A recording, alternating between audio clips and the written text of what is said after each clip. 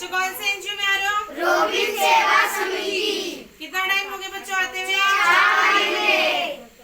अच्छा बच्चों, हम रोज राइटिंग कर रहे हैं। Yes ma'am. पर आ किसी को भी नहीं रही है, कुछ ना कुछ गलती सब बच्चे डेली करके ही ला रहे हैं कि कहाँ पे फुल स्टॉप लगेगा, कौन सा लेटर कैपिटल होना चाहिए, कौन सा लेटर स्मॉल होना चाहिए। तो आज वही मैं आपको बता रही हूँ कि कैसे क्या लिखना होता है। ठीक है? Yes ma'am.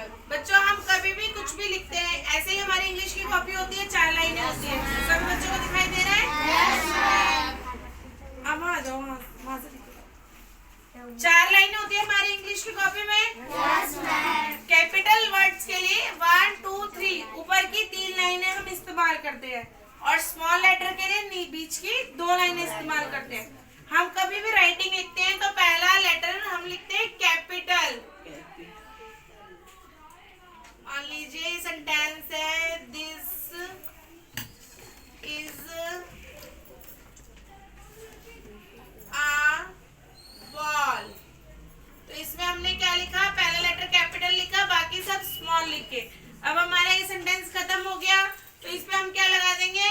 Full stop. Full stop के बाद अगला जो लेटर आएगा कैपिटल आएगा। अब जैसे this is a ball, it is a, अब इसका कलर बताएंगे रेड, तो हम कुछ स्पेशल बता रहे हैं उसमें, इसीलिए वो कैपिटल आएगा। अगर हम किसी का नाम लिखते हैं पूरे पैराग्राफ के बीच में तो वो कैपिटल आता है। कोमा के बाद भी हम कैपिटल लिख सकते हैं। इंग्लिश में एक चीज और होती है, आप माई सेल्फ में देखते होंगे, अगर लिखा होता है मदर्स, ऐसे लिखा होता है मदर्स। किस किस बच्चों को इसका मतलब पता है कि ये एस क्यों लगाया जाता है कोमा के बाद? बताओ सिराज, जो ये कोमा के बाद एस लगाया है, क्यों लगाया है? बता Brijesh, Siraj.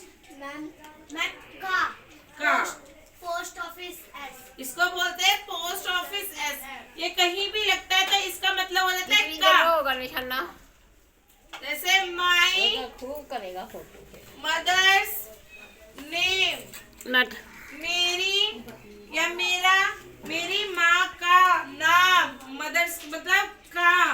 Post office S का मतलब क्या होता है? का। ये कहीं पे भी लगता है, फादर्स ब्रदर्स। अगर यहाँ पे एस लगता है तो बहुत सारा हो जाता है।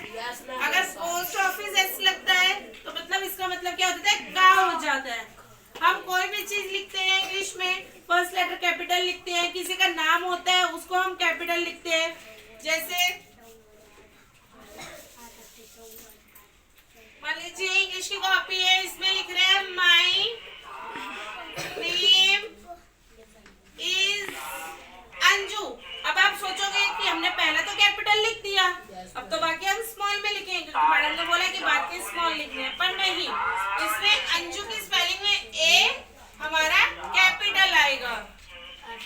इसी तरीके से मान लीजिए हम कोई पैराग्राफ लिख रहे हैं, उसमें अगर कोई भी क्वेश्चन हमसे पूछता है व्हाट आर यू डूइंग, तो what are you doing question पूछ रहे हैं, क्वेश्चन होगा ना क्या तुम कर रहे हो, तो उसमें क्या आएगा? क्वेश्चन मार्क आएगा।